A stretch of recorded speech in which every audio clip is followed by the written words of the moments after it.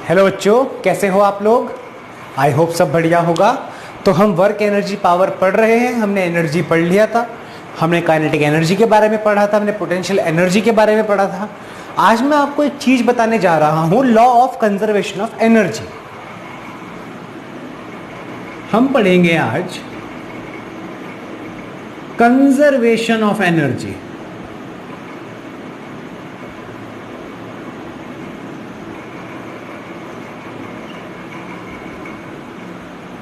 Conservation of energy. अच्छा, ये law कहता क्या है? ये आपने बचपन में पढ़ा भी होगा और देखा भी होगा। और असल में अगर बच्चों मैं आपको बताऊं, वैसे तो ये वीडियो काफ़ी वैरायटी ऑफ स्टूडेंट्स देख रहे होंगे, लेकिन जो मैंने पढ़ा है ये लॉ असल में श्रीमद् भगवत गीता से डिराइव होता है। जो गीता है, जब महाभारत का युद्ध हुआ था तब कृष्ण ने जो अर्जुन को गीता बोली थी, ये लॉ वहाँ से आपका निकलता है। उन्होंने गीता में कहा था कि जो एनर्जी होती है, जो ऊर्जा होती है, उसका कोई अंत नहीं होता। वो ट्रांसफॉर्म हो जाती है, वो परिवर्तित हो जाती है। उसी को आज नए रूप में साइंटिस्ट लोगों ने बनाया। क्या? Energy can neither be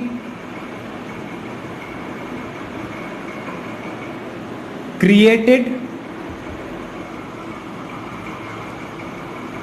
nor be destroyed.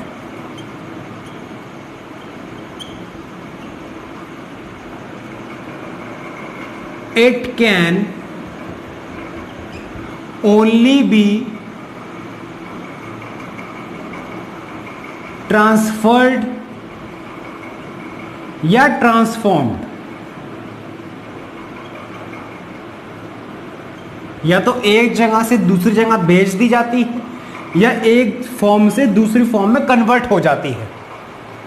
मतलब कहने का मतलब ये है,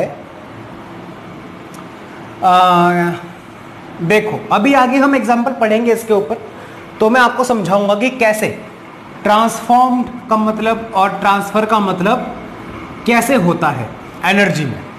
ठीक है, अब हमने कौन सी एनर्जी पढ़ी थी? Mechanical energy.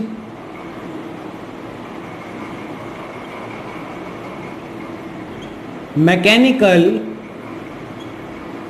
एनर्जी ये पढ़ी थी हमने। तो जाहिर सी बात है कि इसका ही कंजर्वेशन हमें देखना पड़ेगा एक बार। ज्यादा बड़ा लेक्चर आज नहीं होगा। वैसे तो मेरे सारे लेक्चर छोटे होते हैं, बाकी देखते हैं कितनी लंबी वीडियो बन पाती है। तो बच्चों, मैकेनिकल एनर्जी में क्या क्या आता है? काइनेटिक एनर्जी आती है, पोटेंशियल एनर्जी आती है। ठीक है, एक बॉडी इमेजिन करो,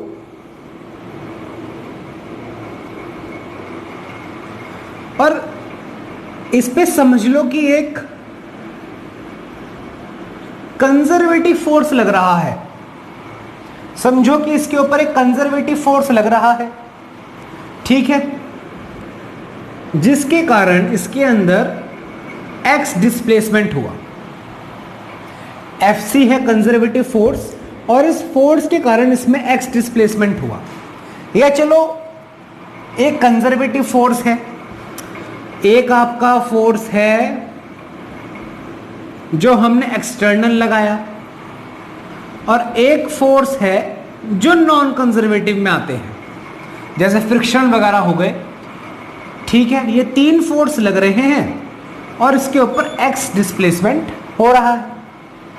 ठीक है, तो काइनेटिक एनर्जी क्या होती है? फोर्सेस इनटू डिस्प्लेसमेंट, तो फोर्सेस तो सारे ऐड हो जाएंगे। F C plus F external plus F non conservative into X. Change in kinetic energy होता है वर्क डन। ये वर्क डन है, उसको हम चेंज इन काइनेटिक एनर्जी भी बोल सकते हैं। ठीक है, हम इसको चेंज इन काइनेटिक एनर्जी भी बोल सकते हैं। ठीक है, तो यहां पर अब मार्कर इंक खत्म हो गई। हां, तो जो Fc इंटू एक्स है वो तो work done by conservative force है।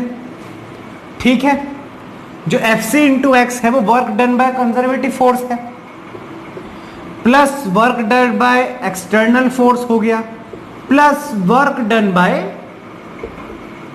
नॉन कंजर्वेटिव फोर्स हो गया। भाई टोटल वर्क डन क्या होगा? Work done by conservative force plus work done by external force plus work done by non conservative force, और total work done change in kinetic energy के equal होता है। ठीक है, अब हमें यह भी पता है कि change in potential energy is equals to negative work done by conservative force. ये पढ़ा था हमने पिछले लेक्चर में।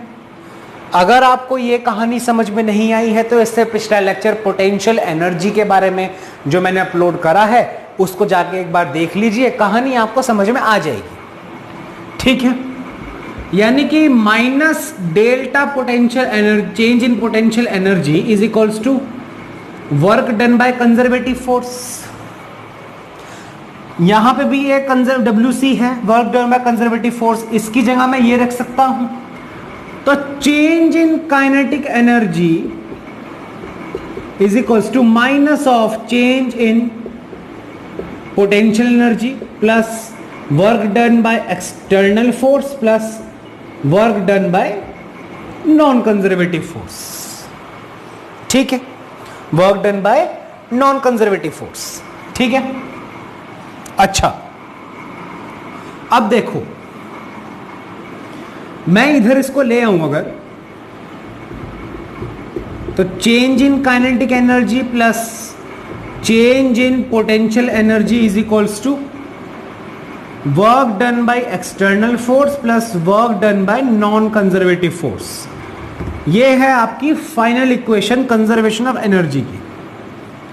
अब आप कहोगे कि सर हमने तो स्कूल में पढ़ा था कि के प्लस पी कांस्टेंट होता है। तो बेटा अगर मैं कहूं ये ऑलवेज वैलिड इक्वेशन है, always valid, always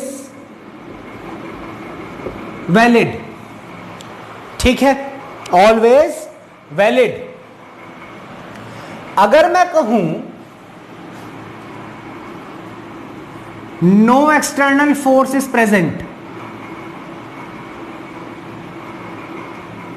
and no non conservative force is present,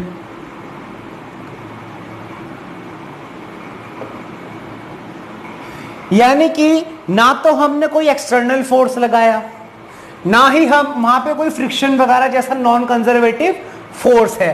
work done purely basis पे हुआ है कंजर्वेटिव फोर्सेस के।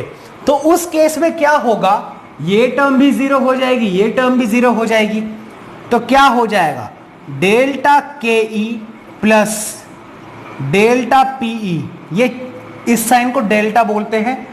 इस केस में चेंज इन काइनेटिक एनर्जी को हम डेल्टा के ई बोल सकते हैं, जीरो हो जाएगा। ठीक है, डेल्टा के ई क्या होता है, kinetic energy final minus kinetic energy initial plus potential energy final minus potential energy initial is equals to zero. तो K final plus P final is equals to K initial plus P initial. ये आ गया आपके वाला expression, ये भी आ गया आपके वाला एक्सप्रेशन जो आमतौर पे आपने स्कूल में पढ़ा होगा। अगर वर्क एनर्जी पावर आपने अब तक पढ़ लिया है या आपने इंस्टीट्यूट्स में पढ़ लिया है तो ये एक्सप्रेशन आपने पढ़ा होगा, लेकिन ये नॉट ऑलवेज वैलिड। हाँ, 90% केस में ये चीजें वैलिड होती हैं, 90% केस में, एक्चुअली 95 to 99% केस में ये चीजें वैलिड है, लेकिन ये चीज हमेशा याद रखना, ये ऑलवेज वैलिड है। अच्छा, इस केस में एक बात और भी नोट करके लिखो, यहां पर अब कंजर्वेटिव फोर्स का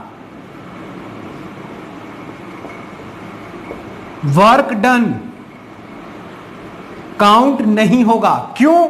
क्योंकि वर्क डन कंजर्वेटिव फोर्स को ही हमने डेल्टा पीई लिखा है। देखो ध्यान से, तो कंजर्वेटिव फोर्स को हमने इक्वेशन से आउट कर दिया बिल्कुल। यहां पे delta K change in kinetic energy plus change in potential energy is equals to, हम कंजर्वेटिव फोर्सेस से अलग जो फोर्सेस अगर कोई लग रहे होंगे जो उनकी वजह से वर्क डन हो रहा होगा, यानी कि कोई एक्सटर्नल फोर्स लग रहा होगा तो उसकी वजह से कोई वर्क डन हो रहा होगा, वो काउंट करेंगे। कोई नॉन कंजर्वेटिव फोर्स लग रहा, उसकी वजह से कोई वर्क डन हो रहा, वो हम यहां काउंट करेंगे। लेकिन कंजर्वेटिव फोर्स को हमने इक्वेशन से बिल्कुल गायब ही कर दिया है बच्चों, हमने बिल्कुल गायब ही कर दिया है। ठीक है, हमने बिल्कुल गायब ही कर दिया है। ठीक है, समझ में आ गया? आ गया समझ? अब इसके बाद एक इंपॉर्टेंट टॉपिक है जो स्कूल में इंपॉर्टेंट है, एग्जाम में आ सकता है, पूछ लेते हैं, कई बार काफी टीचर्स पूछ लेते हैं। Conservation of energy in gravitation of a freely falling body, conservation of energy of a freely falling body वो होता है। पहले आप इसको नोट कर लो, हेडिंग डालो बच्चों,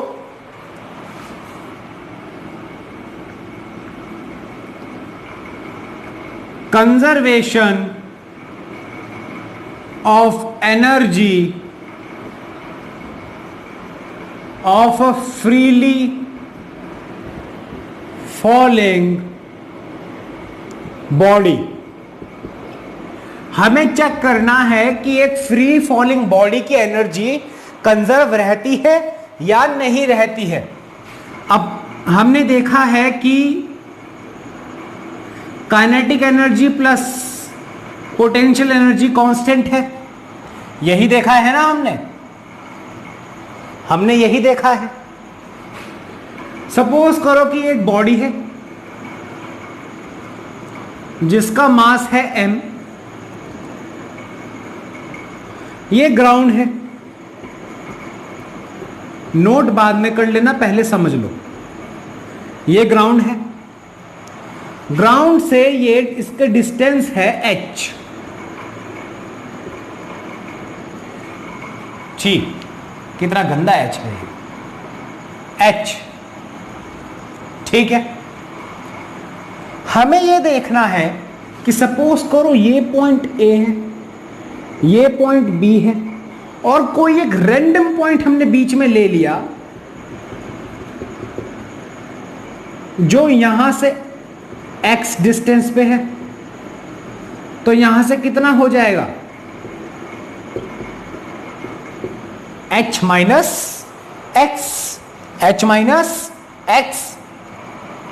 ठीक है, हमें यह प्रूव करना है कि जो उसकी टोटल एनर्जी है वो कांस्टेंट है, यानी कि kinetic energy plus potential energy at point A, B and C, इस पॉइंट को हम C मान लें, वो सेम है।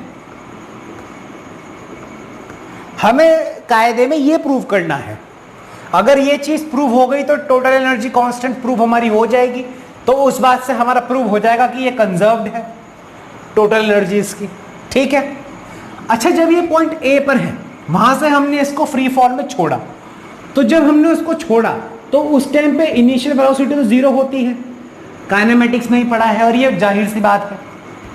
ठीक है, तो काइनेटिक एनर्जी क्या होगी, एट A की बात कर रहा हूं मैं, जहां पे उसकी स्पीड जीरो है, half mu², that will be zero, और h हाइट पर पोटेंशियल एनर्जी कितनी होती है, mgh, जो हम पढ़ चुके हैं पहले ही। ठीक है, तो टोटल एनर्जी कितनी हुई, mgh। ठीक है, एट पॉइंट, एक काम करो, इस पॉइंट को हम मानते हैं B, इस पॉइंट को हम मानते हैं C। तो एट पॉइंट B इसने कितना डिस्टेंस कवर करा, x। तो हम ये देखें, v square is equals to u square plus 2a, a की जगह तो g आएगा यहां पर, इक्वेशन ऑफ मोशन लग जाएगी। u तो 0 है, तो v स्क्वायर की वैल्यू हो गई 2gx, v स्क्वायर की वैल्यू हो गई 2gx। तो काइनेटिक एनर्जी क्या हो गई, half m into 2gx, half m v square होता है ना, v स्क्वायर 2gx, 2 से 2 गया, ये हो गई mgx काइनेटिक एनर्जी आपकी एट पॉइंट B। जरा पोटेंशियल एनर्जी देखें, mg इंटू h होता है, इस केस में h क्या है, h माइनस एक्स। तो टोटल एनर्जी कितनी हुई at point B, mgx plus mg h minus X, ये हो गई mgx plus mgh minus mgx, cut गया, तो टोटल एनर्जी हो गई हमारी mgh। ठीक है, यानी कि हमें ये दिख गया कि A पॉइंट पर जो एनर्जी थी वही B पॉइंट पर है। ये हो गई हमारी इक्वेशन 1, ये हो गई हमारी इक्वेशन 2। ठीक है, ठीक है।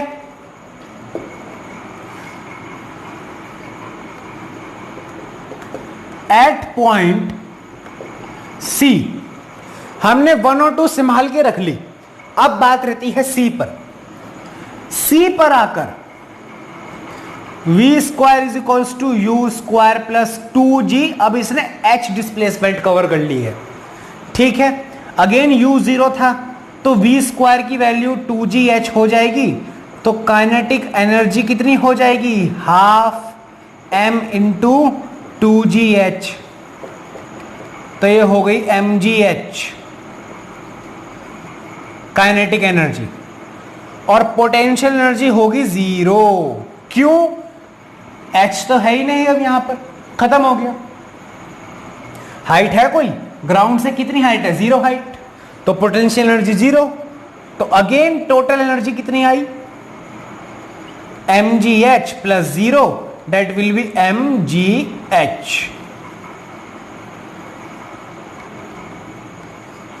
तो इक्वेशन 1, इक्वेशन 2, इक्वेशन 3 से हम क्या कह सकते हैं, energy of freely falling body is conserved. Energy of freely falling body is conserved. ठीक है, ठीक है, आया समझ, यही हमें प्रूव करना था। नोट कर लो, कर लिया नोट। तो बच्चों ये वाली क्लास जो थी ये थोड़ी छोटी ही रखनी थी हमें, क्योंकि ये एक अलग से पढ़ाने का टॉपिक होता है। मैंने आपको ये पढ़ा लिया, मैं उम्मीद कर रहा हूँ आप नोट साथ में बना रहे होंगे। मैं बिल्कुल उम्मीद करता हूँ कि आप नोट साथ में बना रहे होंगे। आई होप आवाज़ मेरी अच्छी आती होगी माइक में, और नोट्स भी आप आराम से बना पाते होंगे। जितना हो सके मैं आपको नोट्स देने की कोशिश कर रहा हूँ। ठीक है, आज का लेक्चर हम यहीं ख़त्म करेंगे। अगले लेक्चर्स में हम कंजर्वेशन ऑफ एनर्जी के ऊपर न्यूमेरिकल्स करेंगे। अगला पूरा लेक्चर हमारा न्यूमेरिकल को डेडिकेट होगा। उसका अगला लेक्चर हमारा पावर हम स्टार्ट करेंगे, पावर एफिशिएंसी, देन हम उसके बेस पर न्यूमेरिकल्स करेंगे। लगभग 2 से 3 लेक्चर इसमें जाएंगे। फिर हमारा जो उसके बाद लेक्चर शुरू होगा वो होगा कोलिजन पे, जो काफ़ी इंपॉर्टेंट टॉपिक है। कोलिजन में हमें 2 से 3 लेक्चर लग सकते हैं, ऐसा मुझे लगता है, क्योंकि थोड़ा सा बड़ा टॉपिक है, डेरिवेशन बड़ी होती हैं। चलिए तब तक के लिए अपना ध्यान रखिए। Thank you.